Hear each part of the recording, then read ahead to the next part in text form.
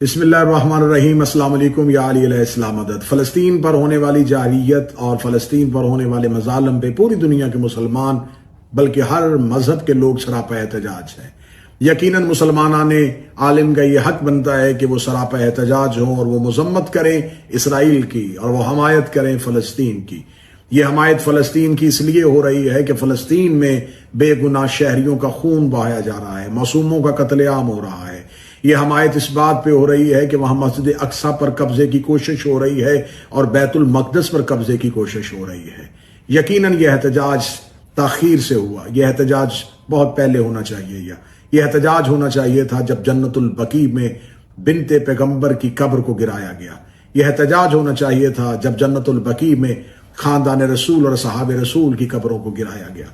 यह एहतजाज होना चाहिए था जिस वक्त नवासाए रसूल को करबला में कत्ल किया गया। यह एहतजाज होना चाहिए था जब खानदान रसूल के अफराद को चुन चुन के मारा गया। यह एहतजाज होना चाहिए था जब मस्जिद नबवी में घोड़े बांधे गए थे। यह एहतजाज होना चाहिए था जब रोज़ाए रसूल की हुर्मत को पमाल किया था। यह एहतजाज होना चाहिए था जब खानाए काबा के गिलाफ को आग लगाई गई थी। यह एहतजाज होना चाहिए था। चले देर आए दुरुस्त आए।